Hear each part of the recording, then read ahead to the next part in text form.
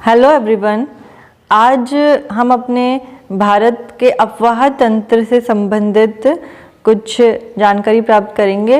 Drainage system of India. सबसे पहली चीज़ है आपका कि अफवाह क्या होता है। अफवाह, जैसा कि आप इसमें देखिए, इसमें लिखा हुआ है निर्धारित जलमार्ग द्वारा जल के प्रवाह को अफवाह कहते हैं। ठीक है, निर्धारित जलमार्ग द्वारा जल के प्रवाह को अफवाह कहते हैं। आगे जैसा हमारा इसमें लिखा है अफवाह तंत्र कि जल मार्गों के जाल को अफवाह तंत्र कहते हैं। अब अफवाह और अफवाह तंत्र क्या अंतर है दोनों में, कि आप देखिए कि जिस प्रकार से जैसे एक नदी है, ये एक नदी बहती हुई जा रही है, तो ये तो क्या हो गया आपका अफवाह, किसी नदी का अफवाह। तो ये एक नदी बह रही है तो ये क्या होगा, किसी नदी का अफवाह। ठीक है, अब इस नदी के साथ कई सहायक नदियां मिल रही है, इस नदी में कई सहायक नदियां मिल रही हैं, तो ये क्या हो गया, एक जाल सा प्रतीत हो रहा है, आपको एक जाल सा प्रतीत हो रहा है जलमार्गों का। तो ये क्या कहलाएगा, अफवाह तंत्र। जैसे कि हम बात करें गंगा अफवाह तंत्र की। ठीक है, गंगा नदी जिसमें कि उसकी कई सहायक नदियां मिल जाती है, जैसे रामगंगा, गोमती, घाघरा, गंडक, कोसी, यमुना, सोन आदि, तो वो क्या कहलाता है, अफवाह तंत्र कहलाता है। ठीक है, इसी प्रकार से अफवाह की एक नदी बहती हुई जा रही है और ये अफवाह है। अब हम बात करें आगे इसमें जल ग्रहण क्षेत्र की। एक नदी विशिष्ट क्षेत्र से अपना जल बहाकर लाती है, मतलब किसी एक क्षेत्र से जल बहाती हुई जो एक नदी लेकर आती है, वो क्या कहलाता है, जल ग्रहण क्षेत्र कहलाता है। ठीक है, आगे इसमें हम देखें कि अफवाह द्रोणी क्या होती है, कि अफवाह द्रोणी नदी एवं उसकी सहायक नदियों द्वारा अफवाह क्षेत्र को अफवाह द्रोणी कहते हैं। जैसे कि हम इसमें बात करें गंगा नदी की, उसी प्रकार से कि गंगा नदी है और गंगा नदी की कई सहायक नदियां हैं, तो उसके द्वारा जो ये एक अफवाह क्षेत्र बन रहा है, इसको हम क्या कहेंगे, अफवाह द्रोणी कहेंगे।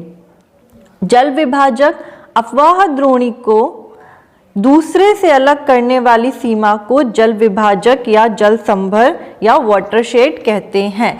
जैसा कि हम बात करें इसमें आप देखिए जो गंगा अफवाह तंत्र है, ठीक है, हमारा जो गंगा अफवाह तंत्र है, इस गंगा अफवाह तंत्र को जैसे यहाँ पर आपका सिंधु अफवाह तंत्र है, तो ये बीच में इस प्रकार से एक विभाजक जल को दो द्रोणियों को आपस में क्या कर रहा है, वो अलग कर रहा है। तो ये जो अलग करने वाली सीमा है, ये क्या कहलाती है, आपकी जल विभाजक कहलाती है। जैसा कि मैं अभी आपको आगे एक मानचित्र में दिखाऊंगी, उसमें आपका जल विभाजक है कि अफवाह द्रोणी को दूसरे से अलग करने वाली जो सीमा है वो कहलाती है आपकी जल विभाजक। आगे इसमें हम चलें, नदी द्रोणी का आकार बड़ा होता है जबकि जल संभर का आकार छोटा होता है। अब इसमें कुछ अफवाह के प्रतिरूप है, जैसा कि नदियां बहती हुई कई प्रकार के प्रतिरूपों का निर्माण करती हैं। ठीक है, जैसे कि हम बात करें वृक्षाकार प्रतिरूप की, इसमें आ जाएगा उत्तरी मैदान की नदियां। उत्तरी मैदान की नदियों में इसी प्रकार से क्या है, आपकी गंगा अफवाह तंत्र है। तो गंगा अफवाह तंत्र जब हम देखेंगे तो वो इस प्रकार से कुछ किस तरीके की दिखाई देती है, जैसे कि वृक्षों की कुछ शाखाएं हो। ठीक है, एक वृक्षों की कुछ शाखाएं हो, इस प्रकार से दिखाई देती है, तो वो क्या कहलाता है, आपका वृक्षाकार प्रतिरूप कहलाता है। इसी प्रकार से हम बात करें अरीय प्रतिरूप की, ये अमरकंटक से निकलने वाली नदियां। जैसा कि हम इसमें देखें कि जो आपका अमरकंटक एक जगह है, ठीक है, यहाँ से कई प्रकार की आपकी नदियां निकल रही है, जैसे सोन नदी अमरकंटक से निकलती है, नर्मदा नदी आपकी अमरकंटक से निकलती है, और भी कई नदियां जो आपकी अमरकंटक से निकलती है। तो एक जो आपका क्षेत्र है ये अमरकंटक, इस अमरकंटक से कई नदियां निकल रही हैं, तो ये किस प्रकार के प्रतिरूप का निर्माण करती है, अरीय प्रतिरूप का निर्माण करती है। उसके बाद में हम देखें जालीनुमा प्रतिरूप, एक दूसरे के समानांतर बहती हुई तथा उनकी सहायक नदियां समकोण पर मिले। ठीक है, जब मतलब कोई नदी इस प्रकार से बह रही है और उसके समानांतर भी कोई उसकी सहायक नदी बह रही है और वो इससे इस प्रकार से समकोण पे मिल रही है, जैसे इस प्रकार से वो क्या कह रही मिल रही है, इस प्रकार से समकोण पर मिल रही है, तो ये कुछ इस प्रकार का जो प्रतिरूप बनता है तो वो क्या कहलाता है, आपका जालीनुमा प्रतिरूप कहलाता है। आगे हम इसमें देखें अभिकेंद्रीय प्रतिरूप, मतलब सभी दिशाओं से बहती हुई कोई नदी झील या गर्त में मिल जाए। अब इसमें आप देखेंगे कि जब कई नदियां आपकी इधर से बहती हुई आ रही है, जैसे कोई नदी इधर से बहती हुई आ रही है, कोई यहाँ से बह रही है, कोई यहाँ से बह रही है, कोई यहाँ से बह रही है, इस प्रकार से कई नदियां बहती हुई किस में गिर रही है, इस झील या किसी गर्त में गिर रही है। ठीक है, तो आपका किस प्रकार का प्रतिरूप बनता है, अभिकेंद्रीय प्रतिरूप, मतलब चारों तरफ से आपकी जो नदियां बहती हुई बीच में किसी गर्त या झील में मिल जाती हैं तो वो आपका कहलाता है अभिकेंद्रीय प्रतिरूप कहलाता है। अब इस प्रकार से हमने बात करी अपवाह तंत्र क्या होता है, आपके मुख्य अपवाह प्रतिरूप कौन कौन से हैं। आपसे पूछा जा सकता है कि जो आपके अमरकंटक से निकलने वाली जो नदियां हैं इससे जो प्रतिरूप बनता है तो वो किस प्रकार का होता है। ठीक है, आपके ऑप्शन में दे दिया जाए अरीय प्रतिरूप, वृक्षाकार प्रतिरूप, जालीनुमा प्रतिरूप, अभिकेंद्रीय प्रतिरूप, तो आपको आंसर देना है। इस प्रकार से आपसे पूछा जा सकता है अपवाह तंत्र क्या होता है, अपवाह द्रोणी क्या होती है, द्रोणी और जल विभाजक में क्या अंतर है, तो आपको अपने आंसर देने हैं। आगे हम इसमें चलते हैं अरब सागर में गिरने वाली नदियां और बंगाल की खाड़ी में गिरने वाली नदियां।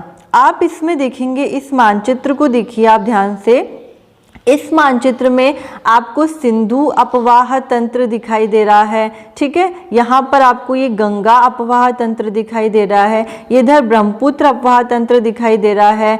ठीक है, इस प्रकार से आपको इसमें कई नदियाँ दिखाई दे रही होंगी, इस मानचित्र में आपको कई नदियाँ दिखाई दे रही हैं। तो आप जब इस मानचित्र को ध्यान से देखेंगे तो इसमें आप देखिए कि जो आपकी कौन कौन सी नदियां हैं जो अरब सागर में गिर रही हैं और कौन कौन सी नदियां हैं जो आपकी बंगाल की खाड़ी में गिर रही हैं। जैसे सबसे पहले हम बात करें सिंधु नदी की, तो आप इसमें देखिए जो आपकी सिंधु नदी है और इस सिंधु नदी की जो सहायक नदियाँ हैं, जैसे कि हम सतलज, व्यास, रावी, चिनाब, झेलम, इन नदियों की बात करें, इसके अलावा लूनी नदी है, आपकी साबरमती है, माही नदी है, नर्मदा नदी है, ताप्ती नदी है, ये सभी नदियां आपकी किस में गिर रही है, अरब सागर के अंदर गिर रही है। कहाँ गिर रही है आपकी सभी नदियां, अरब सागर में गिर रही है। जैसे कि आप इधर देखिए सिंधु नदी इस जगह से, ये कौन सी जगह है आपकी, ये है आपकी मानसरोवर झील के आसपास से निकल के यहाँ से बहती हुई सिंधु नदी कहाँ पे गिर रही है आपकी, अरब सागर में गिर रही है। इसी प्रकार से जो इसकी सभी सहायक नदियां है सतलज, व्यास, रावी, चिनाब, झेलम, ये सभी किस में मिल रही है, सिंधु में मिल रही है। तो सिंधु में मिल रही है तो सिंधु आपकी अरब सागर में गिर रही है। लूनी नदी का उद्गम आप देखिए यहाँ नाग पहाड़ से, पुष्कर में आपका नाग पहाड़ से लूनी नदी निकलते हुए कई जिलों से, राजस्थान के कई जिलों से बहते हुए कहाँ गिर रही है, ये कच्छ के रन में गिर रही है। और कच्छ का रन आपका किसका भाग है, अरब सागर का भाग है। ठीक है, तो कच्छ के रन में गिर रही है तो कच्छ का रन किसका है, आपका अरब सागर का। इसी प्रकार से आपकी साबरमती नदी देखिए आप, साबरमती नदी भी आपकी कहाँ गिर रही है, ये इधर खंबात की खाड़ी में गिर रही है। खंबात की खाड़ी किसका भाग है, अरब सागर का भाग है। माही नदी आपके मध्य प्रदेश के मेहत झील से निकलते हुए कहाँ पर गिर रही है, आपकी खंबात की खाड़ी में गिर रही है, और ये भी किसका भाग है, अरब सागर का भाग है। इसी प्रकार से जो आपकी नर्मदा नदी है, नर्मदा नदी आपकी कहाँ से निकल रही है, ये अमरकंटक से निकल रही है। नर्मदा नदी आपकी अमरकंटक से निकल रही है, और अमरकंटक से निकलने के बाद ये भी आपकी कहाँ गिर रही है, इधर आपकी खंबात की खाड़ी में गिर रही है, और ये भी आपका किसका भाग हो गया, आपके अरब सागर का भाग हो गया। तो इस प्रकार से हम देखेंगे कि इसमें कौन कौन सी ऐसी नदियां हैं जो आपके किस में गिर रही है, अरब सागर में गिर रही है। इस मानचित्र से आपको बहुत अच्छे से स्पष्ट हो जाएगा कि आपकी कौन कौन सी नदियां अरब सागर में गिर रही है। इसी प्रकार से आप ताप्ती नदी देखेंगे तो ताप्ती नदी भी आपकी कहाँ गिर रही है, यहाँ पे अरब सागर में गिर रही है। तो आप इन सभी नदियों को जब ध्यान से देखेंगे तो आपको इस मानचित्र से स्पष्ट है कि अरब सागर में गिरने वाली नदियां कौन कौन सी है। ठीक है, अब इसमें हम देखते हैं बंगाल की खाड़ी में गिरने वाली नदियां। अब आप देखिए बंगाल की खाड़ी में कौन कौन सी नदियां गिर रही हैं। जैसे कि आपकी यहाँ से गंगा नदी है, गंगा नदी गंगोत्री हिमनद से निकल के आपके कहाँ पर बहती हुई, बांग्लादेश में बहती हुई कहाँ जा रही है, इधर बंगाल की खाड़ी के अंदर जा रही है। ठीक है, इसी प्रकार से गंगा की सहायक नदियां हो गई, जैसे रामगंगा हो गई, गोमती हो गई, घाघरा हो गई, गंडक हो गई, कोसी हो गई, ये सभी गंगा की सहायक नदियां हो गई। और गंगा की सहायक ये सारी नदियां इसके बाहिनी किनारे से मिल रही है। कौन से किनारे से, बाहिनी किनारे से। और गंगा की दो सहायक नदियां हैं, एक तो यमुना और सोन, जो इसके दाहिनी किनारे से मिलती है। आपके कई बार क्वेश्चन बन जाता है कि यमुना के दाहिनी किनारे पर मिलने वाली नदियां कौन कौन सी हैं।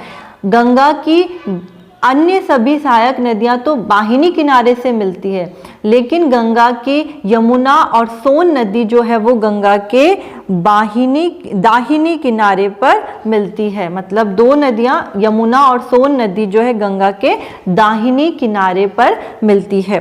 इस प्रकार से गंगा और उसकी सभी सहायक नदियां जो हो गई वो सभी किस में गिर रही है, बंगाल की खाड़ी में गिर रही है, जैसा कि आपको इस मानचित्र से स्पष्ट है। इसी तरह से हम ब्रह्मपुत्र नदी की बात करें तो ब्रह्मपुत्र नदी का उद्गम भी आपके तिब्बत में मानसरोवर झील के पास से है। ठीक है, इस जगह से आपके मानसरोवर झील के पास से तिब्बत में ब्रह्मपुत्र नदी का उद्गम है। और यहाँ से ये बहती हुई आपकी जो ब्रह्मपुत्र नदी है अरुणाचल प्रदेश, असम, बांग्लादेश में बहती हुई किस में जा रही है, बंगाल की खाड़ी में गिर रही है। इस प्रकार से ब्रह्मपुत्र नदी भी हमारी किस में गिर रही है, बंगाल की खाड़ी में गिर रही है।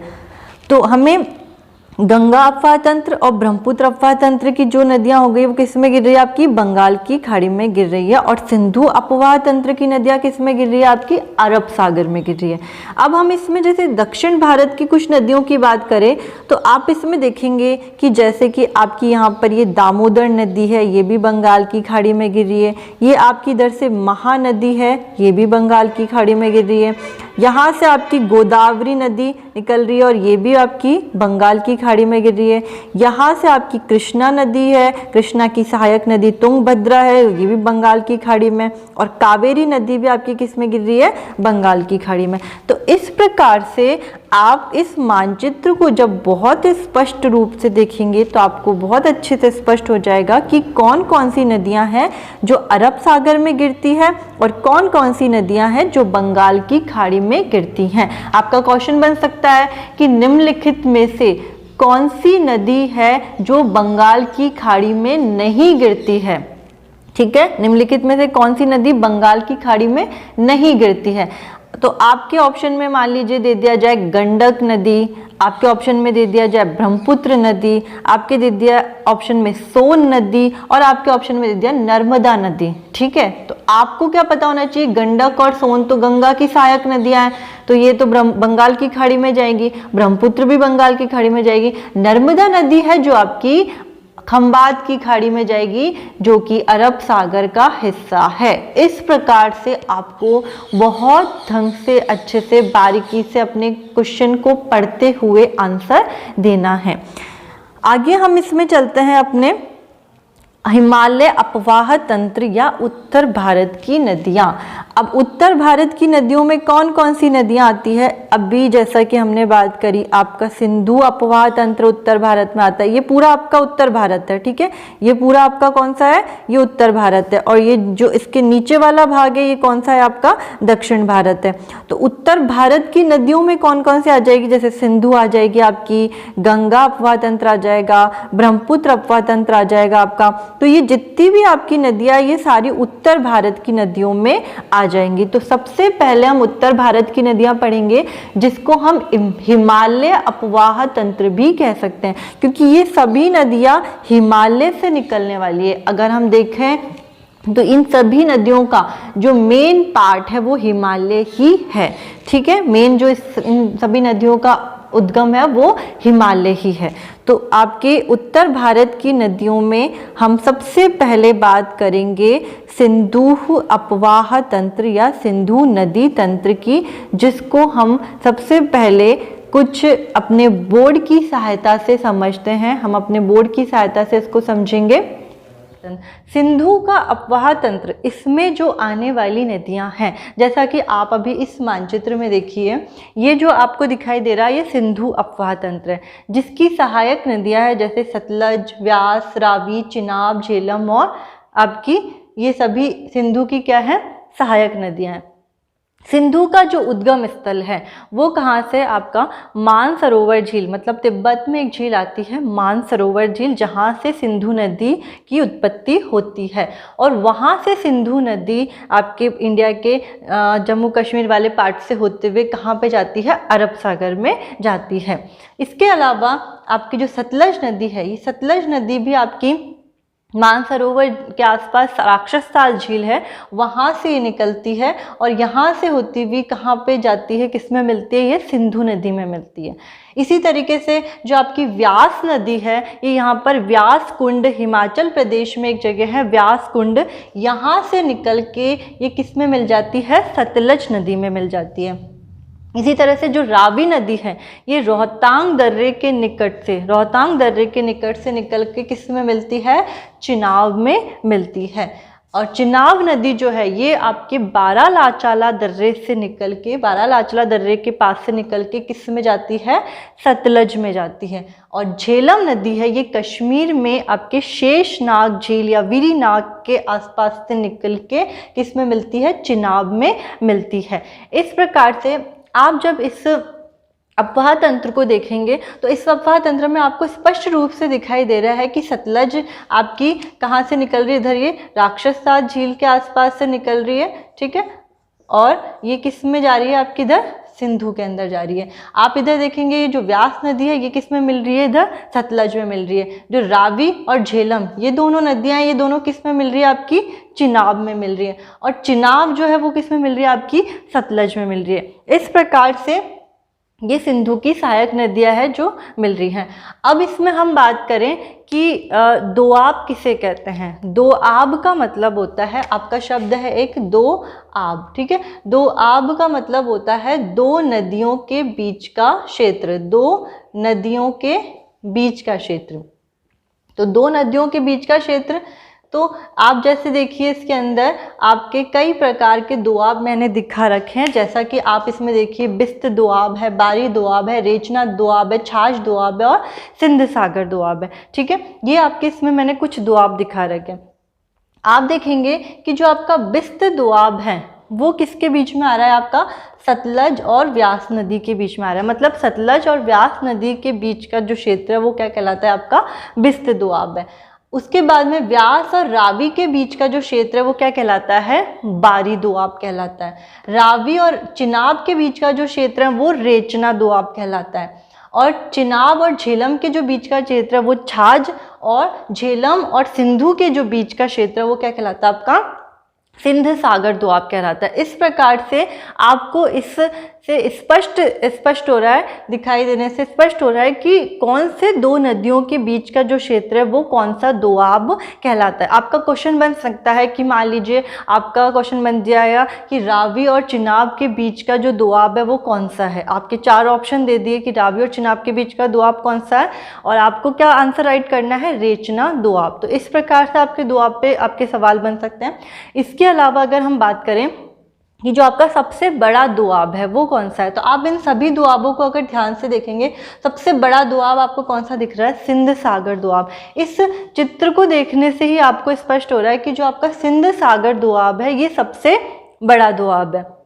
इसके बाद में हम एक चीज़ देखते हैं कि इन सभी दोआबों में आपको सबसे छोटा दोआब है वो कौन सा दिख रहा है। आप इन सबको देखेंगे तो आपको सबसे छोटा दोआब कौन सा दिख रहा है, छाछ दोआब। तो आपको ये भी पता होना चाहिए कि सभी इन दोआबों में सबसे बड़ा दोआब है सिंध सागर दोआब, और सबसे छोटा जो दोआब है वो है आपका छाछ दोआब। अगर इसी प्रकार से आपसे पूछा जाए कि सिंधु नदी की सबसे बड़ी सहायक नदी कौन सी है, तो आप इन सभी नदियों को अगर आप देखते हैं तो सिंधु की जो सबसे बड़ी सहायक नदी है वो कौन सी आती है, चिनाब नदी आती है। ठीक है, कई बार हमें सतलज और चिनाब में कन्फ्यूज़न हो जाता है, तो आपको ये ध्यान रखना है कि सिंधु की सबसे बड़ी सहायक नदी है आपकी चिनाब, और इसकी सबसे छोटी अगर सहायक नदी पूछी जाए तो वो आपकी आती है झेलम नदी। सिंधु की सबसे छोटी सहायक नदी है झेलम।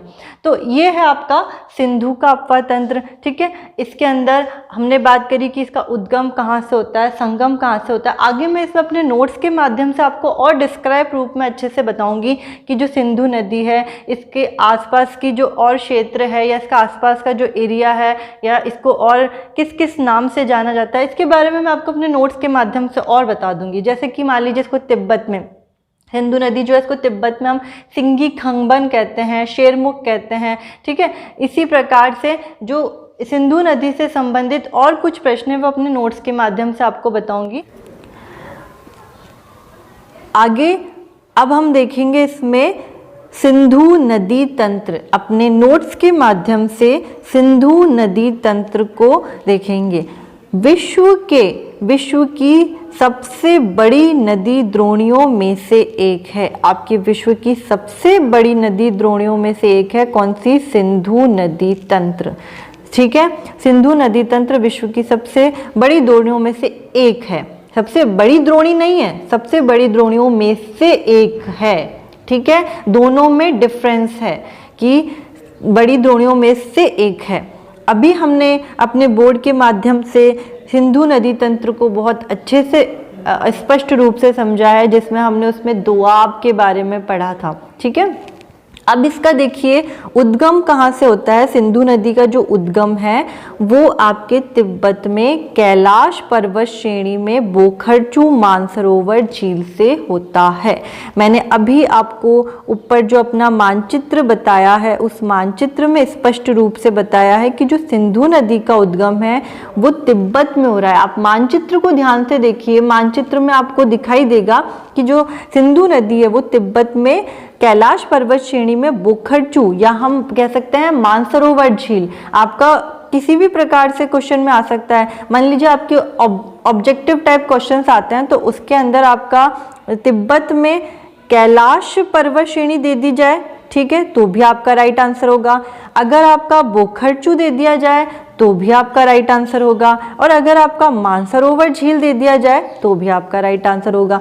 मतलब कि आपके ऑप्शन के अंदर क्या दे रखा है ये आपको बहुत ध्यान से देखना है कि इसका जो उद्गम है सिंधु नदी का वो आपका तिब्बत में कैलाश पर्वत श्रेणी में हो रहा है, और इसका जो संगम है वो कहाँ पर हो रहा है, अरब सागर में। मतलब जो आपकी सिंधु नदी है वो कहाँ से इसकी उत्पत्ति होती है, तिब्बत में कैलाश पर्वत श्रेणी से इसकी उत्पत्ति होके ये कहाँ बहती हुई गिरती है, अरब सागर में बहती हुई गिरती है। अभी मैंने आपको मानचित्र के अंदर बहुत अच्छे से स्पष्ट किया है, आप बार बार अपने मानचित्र को ज़रूर देखिए। मैं इसीलिए आपको मानचित्र के बारे में बार बार रिमाइंड करवाऊंगी कि आप मानचित्र को देखेंगे तो आपके माइंड में ये चीज़ बहुत अच्छे से सेट हो जाएगी।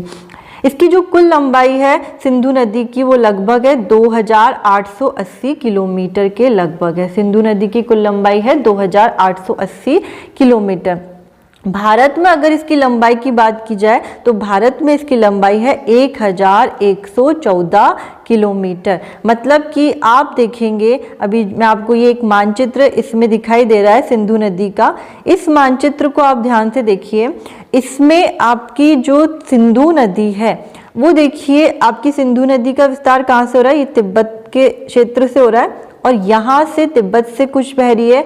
उसके बाद इसका कुछ भाग भारत के जम्मू कश्मीर वाले पार्ट या हम कह सकते हैं आप लद्दाख केंद्र शासित प्रदेश वाले भाग में आ रहा है, ठीक है, और उसका कुछ आगे भाग पाकिस्तान वाले क्षेत्र में आ रहा है, और फिर आगे बहते हुए किस में जा रही है, आपकी अरब सागर में जा रही है। तो जो सिंधु नदी है इसकी जो कुल लंबाई की बात करें तो जो टोटल लंबाई है, कुल लंबाई है, तो वो कितनी है, 2880 किलोमीटर। ये सिंधु नदी की कुल लंबाई है, कितनी, 2880 किलोमीटर। लेकिन अगर हम इसमें बात करें कि जो सिंधु नदी की भारत में लंबाई है, कहाँ पर, भारत में लंबाई, तो जो भारत में इसकी लंबाई है तो वो ये इतनी लंबाई है, सिर्फ इतनी जो इसकी एरिया है ये भारत में। तो भारत में जो इसकी बात की जाए वो कितनी है, 1114 किलोमीटर। तो आपको पता होना चाहिए कि जो भारत में इसका भाग है वो 1114 किलोमीटर की लगभग है। भारत में सिंधु नदी का सिर्फ इतना सा भाग है जो 1114 किलोमीटर के लगभग है। और पूरी सिंधु नदी की बात की जाए तो ये पूरी सिंधु नदी की जो लगभग लंबाई है वो 2880 किलोमीटर के लगभग है। तो इस प्रकार से आपको याद रखना है। आगे इसमें हम देखेंगे कि जो सिंधु नदी है इसकी सहायक नदियां कौन कौन सी हैं। सहायक नदियों में पंचमहानद, इनको हम कह सकते हैं पंचमहानद। अगर आपसे क्वेश्चन कर लिया जाए निम्नलिखित में से कौन सी नदी पंचमहानद में शामिल नहीं है, ठीक है, आपसे पूछ लिया जाए कौन सी नदी पंचमहानद में शामिल नहीं है और आपके ऑप्शन में दे दिया जाए सिंधु नदी, सतलज नदी, व्यास नदी और चिनाब नदी, तो आपका राइट आंसर क्या होना चाहिए, सिंधु नदी। सिंधु नदी पंचमहानद में शामिल नहीं है। आपके पंच महानद में सिंधु की सहायक नदियां आती हैं, ठीक है, मतलब जैसा कि हम इसमें देखें ये एक नदी, ये दो, ये तीन, ये चार और ये पांच, इस प्रकार से ये पंच महानद कौन कौन सी नदियां हैं, सतलज, व्यास, रावी, चिनाब और झेलम। मतलब ये पांचों नदियां जो है जो ये आपकी पंचमहानद में आती है। सिंधु नदी पंचमहानद में शामिल नहीं है। सिंधु की सहायक नदियों को हम पंचमहानद कहते हैं, जो कि आपके एक क्षेत्र आता है पाकिस्तान में, एक जगह आती है मिथनकोट नाम से, ठीक है, मिथनकोट नाम से। जैसे कि ये सिंधु का अपवाह तंत्र है, ये सतलज, व्यास, रावी, चिनाब, झेलम, ये सारी सिंधु और सिंधु की सहायक नदियाँ, ठीक है। तो जो आपको ये वाला पार्ट दिख रहा है, ये पार्ट आपका जो है ये मिथनकोट है, जहाँ पर कि ये सभी पंचमहानद आकर मिलते हैं। पंचमहानद किस जगह आकर मिलते हैं, उस जगह को हम कहते हैं मिथनकोट। ये आगे हम पढ़ेंगे अपने इसी नोट्स में, आगे हम पढ़ेंगे कि मिथनकोट क्या है और ये चित्र भी आपको आगे इसमें दिखाई दिया जाएगा। जैसा कि अभी मैंने आपको बोर्ड पर भी बताया, इस चित्र को बहुत अच्छे से बोर्ड पर समझाया है। तो ये जो पॉइंट है यहाँ पर पंचमहानद आकर मिलते हैं, इस जगह को कहते हैं मिथनकोट। आगे हम इसमें देखते हैं विशेष में कुछ विशेष चीज़ें सिंधु नदी से संबंधित है। जैसा कि हम इसमें देखें, सिंधु नदी की बहुत सी सहायक नदियाँ हिमालय पर्वत, जिनमें कौन कौन से पर्वत आ जाएंगे, श्योक, नुब्रा, द्रास और गिलगित, ये पर्वतों के नाम है। किसके नाम है, पर्वतों के नाम की। सिंधु नदी की जो सहायक नदियाँ है, कई सहायक नदियाँ, वो इन पर्वतों से निकलती हैं। मिथनकोट के निकट पंचमहानद आकर मिलते हैं। अभी मैंने आपको बताया कि मिथनकोट जो जगह है वहाँ पंचमहानद आकर मिलते हैं। कई बार क्वेश्चन बन जाता है आपका कि पंचमहानद जो है सतलज, व्यास, रावी, चिनाब, झेलम, ये कहाँ पर, किस स्थान पर आकर मिलते हैं, तो वो जगह है आपका पंचमहानद। आपका जो पंजाब जो राज्य है, भारत का राज्य पंजाब, उसका नाम पंजाब क्यों है, क्योंकि ये 5 नदियों का क्षेत्र है। सतलज, व्यास, रावी, चिनाब, झेलम, जो ये नदियाँ, ये 5 नदियों के क्षेत्र के कारण इस राज्य को पंजाब का है। क्योंकि जब हम दोआब कहते हैं तो दोआब का मतलब क्या होता है, 2 नदियों के बीच का क्षेत्र। दोआब मतलब होता है 2 नदियों के बीच का क्षेत्र। तो इस प्रकार से पंजाब हो जाएगा 5 नदियों के बीच का क्षेत्र। तो इसीलिए पंजाब नाम इन 5 नदियों के कारण ही पड़ा है। आगे इसमें हम देखें कि तिब्बत में सिंधु नदी को सिंगी खंबन अथवा शेरमुख कहते हैं। कहाँ पर कहते हैं, तिब्बत में, क्योंकि तिब्बत में भी इसका विस्तार है। तो आगे हम इसमें देखेंगे जब तिब्बत में इसका विस्तार है तो आप इसमें देखिए कि ये जो क्षेत्र है, इस क्षेत्र में जो तिब्बत वाला क्षेत्र है, इस क्षेत्र में सिंधु नदी को क्या कहते हैं, सिंगी खंबन अथवा शेरमुख कहते हैं, ठीक है। जैसे हमारे भारत में इसको सिंधु कहते हैं, ठीक है, इसी प्रकार से तिब्बत में इसको सिंगी खंबन अथवा शेरमुख कहते हैं। उसके अलावा सिंचाई के कारण सिंधु नदी को पाकिस्तान की जीवन रेखा कहते हैं। आप देखेंगे कि जो पाकिस्तान वाला पार्ट है आपका, ये जो पाकिस्तान वाला हिस्सा है, इसमें सिंधु और सिंधु की कई सहायक नदियाँ आ रही हैं, ठीक है। तो जो पाकिस्तान में अधिकतर सिंचाई का जो माध्यम है वो सिंधु नदी ही है और उसकी सहायक नदियाँ हैं। तो पाकिस्तान वाले एरिया में सबसे ज़्यादा जो सिंचाई इस नदियों के माध्यम से होती है, तो पाकिस्तान की जीवन रेखा किस नदी को कहेंगे हम? सिंधु नदी को कहेंगे। पाकिस्तान की जीवन रेखा है सिंधु नदी। उसके अलावा आपका लेह एक जगह है, लद्दाख केंद्र शासित प्रदेश की राजधानी है लेह, ठीक है। ये सिंधु नदी के ही किनारे स्थित है। जो लेह है आपकी, लेह जो आपकी लद्दाख केंद्र शासित प्रदेश में आती है, आपकी यहाँ पर इस वाले क्षेत्र में जो लेह आपकी आती है, ये क्या है? सिंधु नदी के किनारे स्थित है। अगर आपसे पूछा जाए कि लद्दाख केंद्र शासित प्रदेश की राजधानी लेह किस नदी के किनारे स्थित है, कौन सी नदी के किनारे स्थित है, तो आपको पता होना चाहिए सिंधु नदी के किनारे लेह स्थित है, ठीक है। इस प्रकार से जो हमारी सिंधु नदी है, सिंधु नदी की सहायक नदियाँ, इसके अलावा आपकी इनका उद्गम कहाँ से है, संगम कहाँ से है, ठीक है। आगे हम इसमें चलते हैं। सिंधु की पहली जो सहायक नदी है सतलज नदी। सतलज नदी का जो उद्गम है वो कहाँ से है? मानसरोवर के निकट राक्षस ताल झील से है। कहाँ से है? मानसरोवर के निकट राक्षस ताल झील। अब आप इस मानचित्र में अच्छे से स्पष्ट रूप से देखेंगे कि सतलज नदी कहाँ से निकल रही है आपकी? इस जगह से निकल रही है। सतलज नदी आपकी, ये सतलज नदी यहाँ से इधर से निकलते हुए कहाँ जा रही है आपकी? सिंधु नदी में मिल रही है, ठीक है। तो इसका जो उद्गम है वो क्या हुआ आपका? तिब्बत में राक्षसताल झील हो। और जो सतलज नदी का संगम हुआ वो कौन सा हुआ? सिंधु नदी हुई। सतलज किस में जाके मिल रही है? सिंधु में जाके मिल रही है, तो इसका संगम हो गया आपका सिंधु नदी। उसके बाद में हम आगे इसमें देखें कि जो सतलज नदी का पुराना नाम है वो क्या है? शतुद्री। सतलज को पहले शतुद्री नाम से जानते थे और सतलज नदी के किनारे स्थित शहरों में है लुधियाना और फिरोजपुर। मतलब लुधियाना और फिरोजपुर शहर, अगर आपसे पूछे जाए कि लुधियाना शहर किस नदी के किनारे स्थित है, तो आपको पता होना चाहिए सतलज नदी के किनारे स्थित है।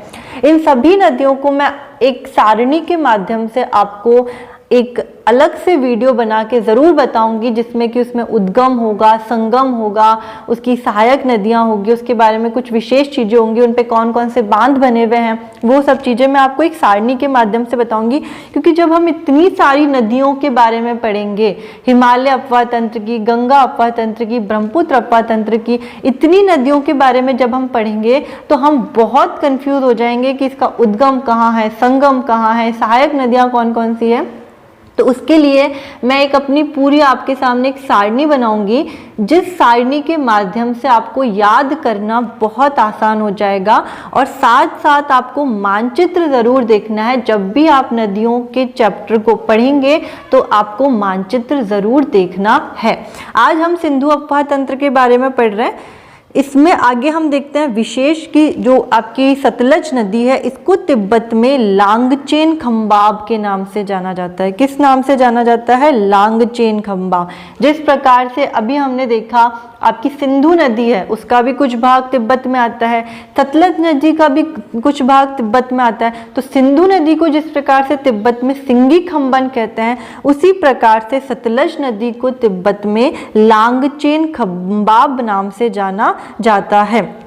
आपके जो सतलज नदी है, इसी पर आपके दो ये बांध बने हुए हैं, जिसमें है भाखड़ा नांगल बांध और नाथपा झाकरी बांध। ये दोनों बांध आपके सतलज नदी पर बने हैं। आपके अगर क्वेश्चन कर लिया जाए कि भारत का एक बड़े बांधों में से एक बांध है भाखड़ा नांगल बांध, जो किस नदी पर बना है, तो आपको पता होना चाहिए कि ये बांध आपका सतलज नदी पर बना है, जो हिमाचल प्रदेश पंजाब वाले क्षेत्र में आता है, ठीक है।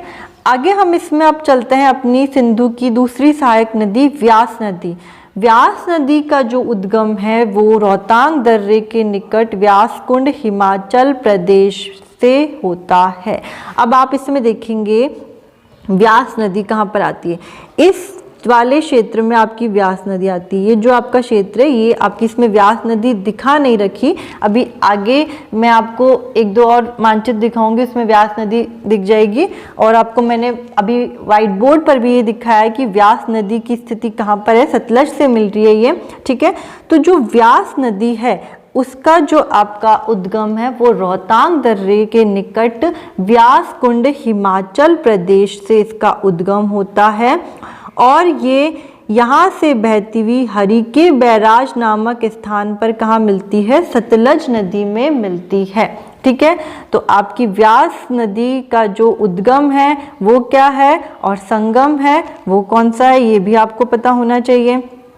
इसमें जो इसका पुराना नाम है वो कौन सा है, विपासा। जिस प्रकार से सतलज नदी का पुराना नाम शतुद्री है, इसी प्रकार से व्यास नदी का पुराना नाम है विपासा। विपासा इसका पुराना नाम है। और इस नदी के किनारे स्थित जो शहर है वो कौन सा है, मंडी नगर।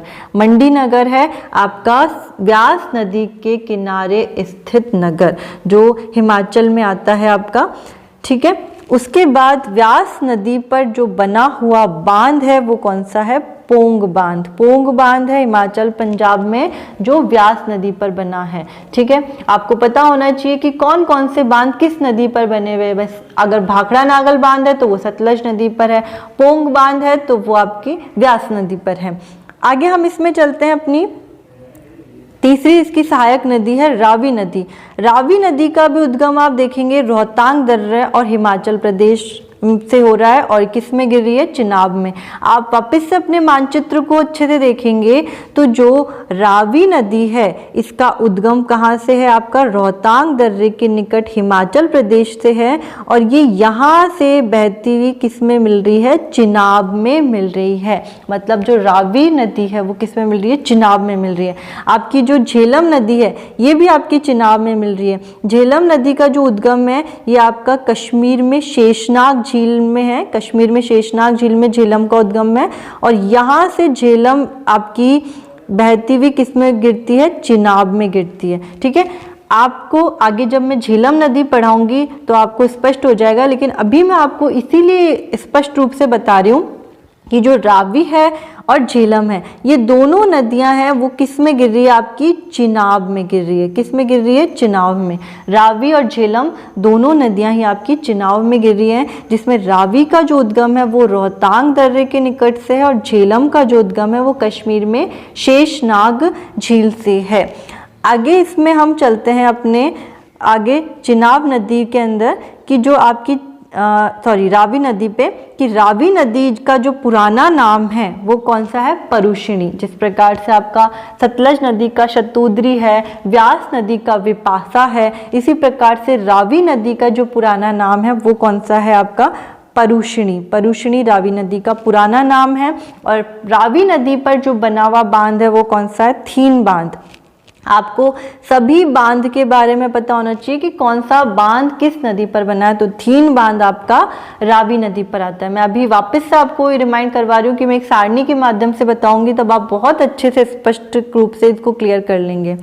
आगे इसमें हम चलते हैं अपनी चिनाब नदी पर। चिनाब नदी जो है वो धौलागिरी पर्वत बारालाचला दर्रे के निकट हिमाचल प्रदेश से निकलती है और इसका संगम है सतलज नदी में। इसका पुराना नाम अक्सिनी है और बगलीहार बांध पे, इस पे बगलीहार बांध इस पर बना हुआ है। अब चिनाब नदी हम देखेंगे, आप देखिए इसमें जो आपकी चिनाब नदी है, चिनाब नदी का जो उद्गम है वो कहाँ से हो रहा है, हिमाचल प्रदेश में बारालाचला दर्रे से। यहाँ से चिनाब नदी उद्गम हो रही है, ठीक है।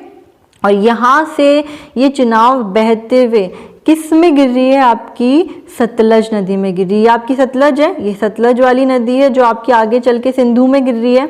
इसी प्रकार से जो चिनाब है ये बहते हुए किस में गिर रही है, आपकी सतलज नदी में गिर रही है। तो आपको पता होना चाहिए कि जो चिनाब नदी है इसका उद्गम बारालाचला दर्रे के निकट से होके आगे बहते हुए ये किस में संगम है, इसका सतलज नदी में इसका संगम हो रहा है, ठीक है। इसी प्रकार से जो आपकी चिनाब नदी है इसका पुराना नाम क्या, अभी हमने देखा अक्सिनी, चिनाब नदी का पुराना नाम क्या है, अक्सिनी। जिस प्रकार से बाकी सबके पुराने नाम है वैसे चिनाब का भी पुराना नाम है अक्सिनी। और इस पर एक बांध बना हुआ है बगली हार बांध, जो जम्मू कश्मीर में आता है। ठीक है, आपकी जो चिनाब नदी है वो सिंधु की सबसे बड़ी सहायक नदी है। चिनाब सिंधु की सबसे बड़ी सहायक नदी है और इसकी दो शीर्ष धाराएं हैं, चंद्रा और भागा। इन दो शीर्ष धाराओं के मिलने से ही चिनाब नदी बनती है। ठीक है, चिनाब नदी सिंधु की सबसे बड़ी सहायक नदी, इस बात को याद रखेंगे आप, क्योंकि कई बार हम कंफ्यूज हो जाते हैं कि सतलज और चिनाब में, तो चिनाब सिंधु की सबसे बड़ी सहायक नदी है। उसके बाद में आगे हम इसमें चलेंगे कि जो आपकी झेलम नदी है, ठीक है, झेलम नदी का उद्गम है वो कहाँ पर है, कश्मीर में शेषनाग झील।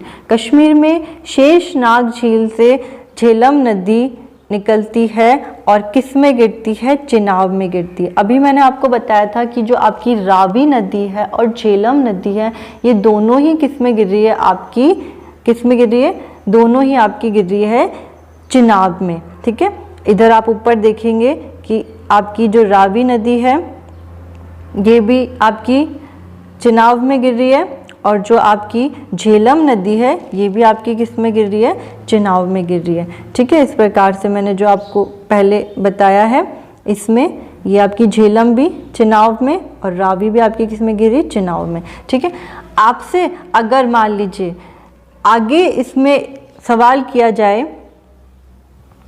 कि जो झेलम नदी है, इस झेलम नदी का पुराना नाम क्या है। ठीक है, जिस प्रकार से सतलज, व्यास, रावी, चिनाब, झेलम इन सभी के पुराने नाम हैं, इसी प्रकार से अगर आपसे पूछा जाए झेलम का पुराना नाम, तो जो झेलम का पुराना नाम है वो कौन सा है, विस्तता।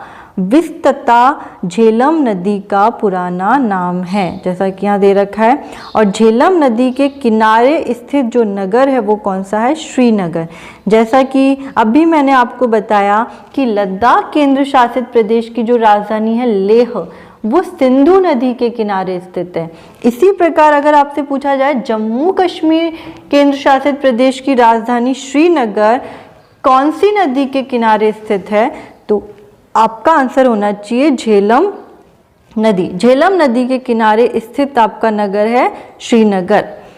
उसके बाद में इसमें कुछ विशेष चीज़ें हैं जिसमें है कि सिंधु की सबसे छोटी सहायक नदी है। सिंधु की सबसे छोटी सहायक नदी कौन सी है, झेलम। झेलम सिंधु की सबसे छोटी सहायक नदी है, जिस प्रकार से सबसे बड़ी सहायक नदी चिनाब है। अब हम बात करें कि अगर सिंधु की सबसे बड़ी सहायक नदी के बारे में पूछा जाए तो सिंधु की जो सबसे बड़ी सहायक नदी है वो मैंने अभी आपको बताई कौन सी है, चिनाब। ठीक है, लेकिन हमें कई बार क्या हो जाता है, कन्फ्यूज़न हो जाता है। कई बार हमें सतलज और चिनाब नदी में कन्फ्यूज़न होता है कि सतलज बड़ी है या चिनाब नदी है।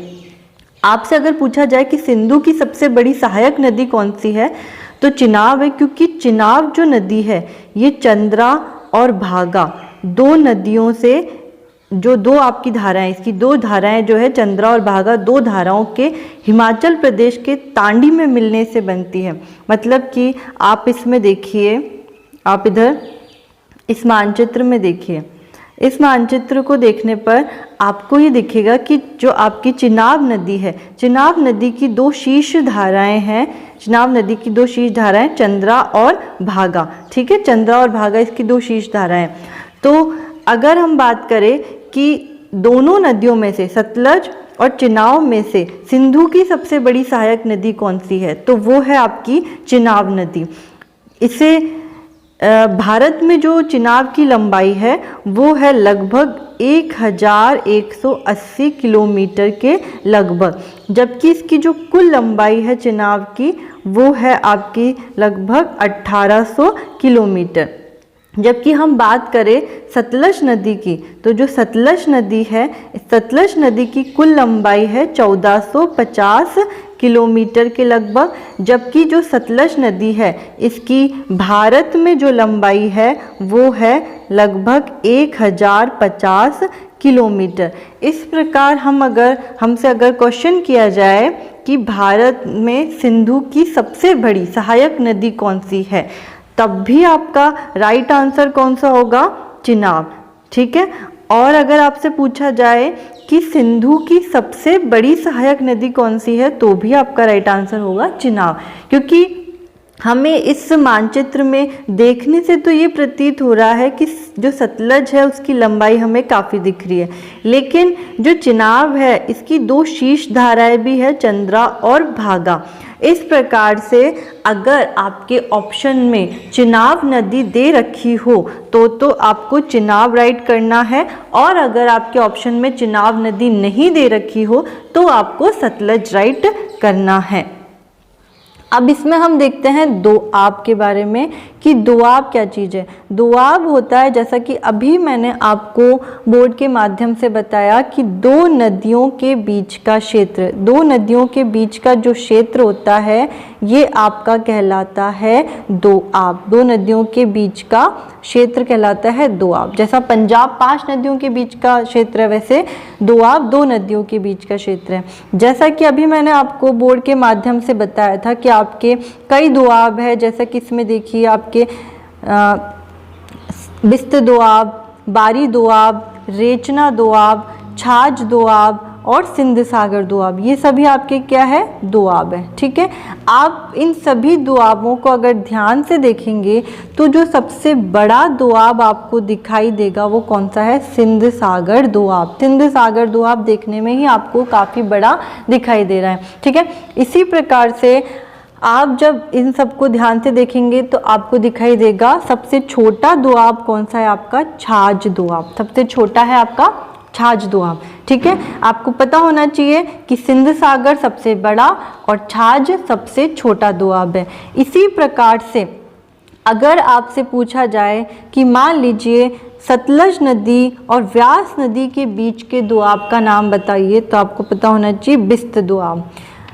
व्यास और रावी नदी के बीच का है बारी दोआब।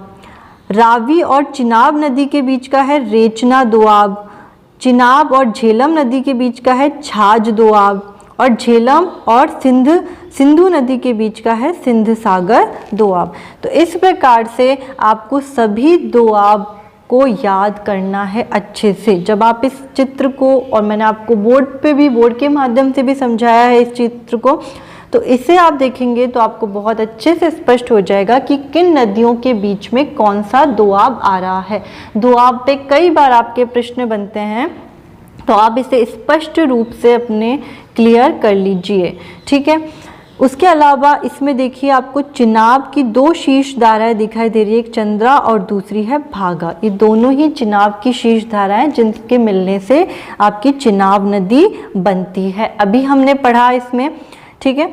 तो इस प्रकार से आपके ये दोआब पे अगर प्रश्न बने तो आपको पता होना चाहिए, जैसे कि इसमें लिखा हुआ है बिस्त दोआब सतलज और व्यास के बीच, बारी दोआब व्यास और रावी के बीच, रेचना दोआब रावी और चिनाब के बीच, छाछ दोआब चिनाब और झेलम के बीच, सिंध सागर दोआब सिंधु और झेलम के बीच। ठीक है।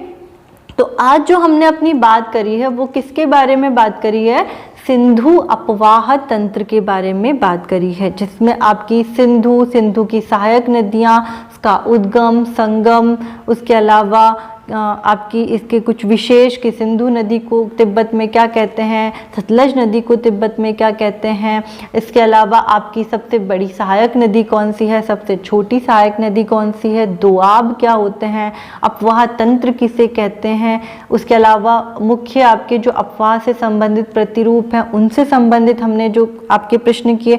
तो जो भी मैंने आपको अपने इस वीडियो के माध्यम से मैं आपको प्रश्न बताती गई हूँ, उन प्रश्नों को बहुत अच्छे से आप याद कर ले।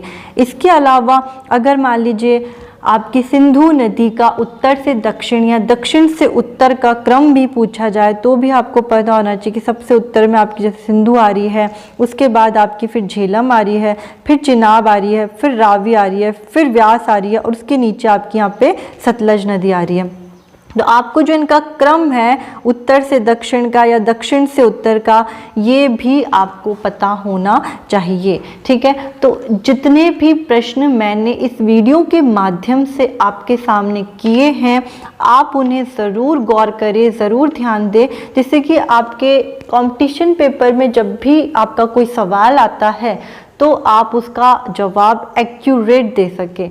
तो आपको इसे बहुत ध्यान से देखना है, समझना है, और कोई कन्फ्यूज़न हो तो आप ज़रूर कमेंट कर सकते हैं। अगर आपको ये वीडियो अच्छा लगा है, अगर आपको ये वीडियो पसंद आया है, तो आप इसे ज़रूर लाइक कीजिए और कमेंट करके बताइए कि आपको ये वीडियो कैसा लगा। Thank you so much.